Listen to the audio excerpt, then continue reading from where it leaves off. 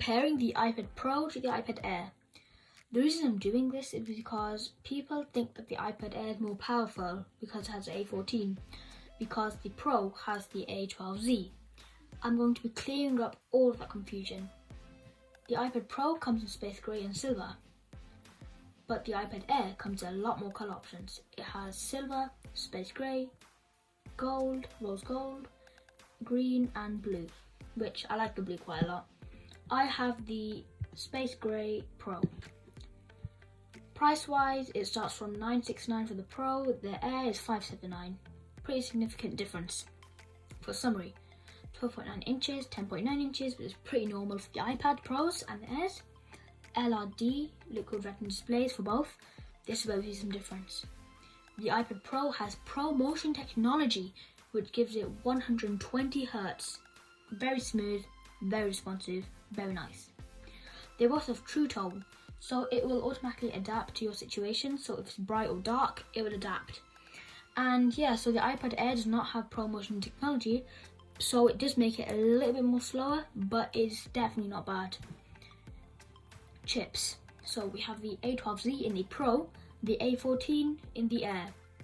Now, the A12Z is a little bit faster in the iPad for the iPad Air because the A12Z has a faster single core speed.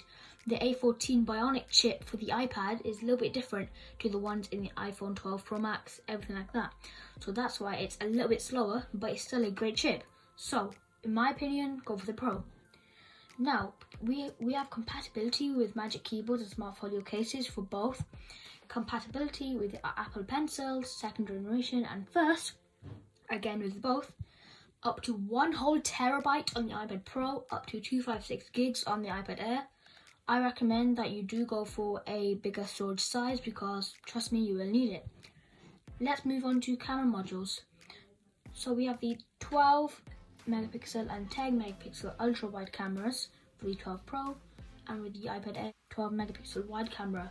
So yeah, we have that module, and then we have USB-C connector for both, which is great. USB-C is the way to go. Capacity, so these different prices right now, so you guys have a look at them if you like. You can pause the video here and have a look. Size and weight, so obviously it's going to be different. Weight is very different for both. So we have 643 and 660. I would have thought that the iPad Pro would have been a little bit heavier, but weirdly it's not. Let's move on. So to the display, as I've already said, pretty similar. They have the same display, 246 ppi, which is great. 600 nits brightness on the iPad Pro, which is really good if you're in low level situations or high bright situations. It has Pro Motion technology, which I do not have. P3 color is amazing, so that's really good. True Tone display, yep. So I've already talked about the chips, which are very good. So battery and power life. So they're basically the same, battery life and power. Apple Pencil capabilities, yep. iPad keyboard compatibilities, yep. Cameras, okay, so we do get 1.8 aperture, whether on the ultra wide we get the 2.4 aperture. On the iPad Air, obviously you do not have the ultra wide, so you do not get an aperture at all. Live photo with stabilization, that would very much help. Brighter two-tone flash, which will basically flash at your face, so your face goes brighter. So yeah, these are pretty good, all of these features that are on the screen right now, really like them.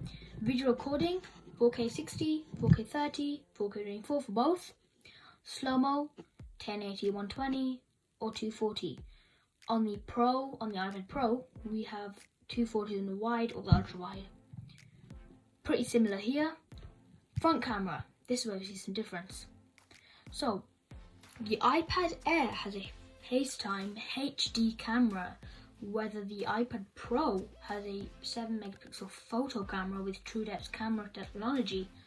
It also has portrait mode, portrait lighting, Animoji and Memoji, which is basically when you have those funny faces. I'll have an image of them on screen right now.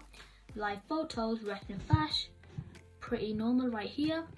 Now audio, this is really good. I use this for my voiceovers in my videos. That's what the iPad Pro helps me out a lot. We have a 4-speaker audio. Then on the iPad Air, we have the 2-speaker audio, which will block up your audio quite a lot because maybe your hands are on the space where the microphone is. So for SA, we hit secure authentication. We have Face ID on the Pro, Touch ID on the Air. Enabled by True Depth camera for facial recognition. Fingerprint identity sensor is built into the top power button. That's the difference. Apple Pay, pretty much the same. Siri, mobile and wireless. SIM cards. So these both do support eSIM if you do have one. Connector, USB-C smart connector. So they both have that. Sensors. So the iPad Pro does have a LiDAR scanner. That will be way better for photos and very good for low light. Apart from that, they're pretty much the same. So let me go to my summary. So what I think if you're looking for pro technology, pro motions, everything like that, you should definitely go for the Pro. If you're going to be doing a little bit of drawing, something like that, not really using your iPad that much, go for the Air. Makes more sense. The iPad Pro is intended for people who is going to, do more video editing, stuff like that. Intensive graphic applications. Anyway, yeah, that's pretty much it for today. Do not forget to subscribe. Do like this video, it would help me out a lot. And I'll see you in the next video. Goodbye, guys.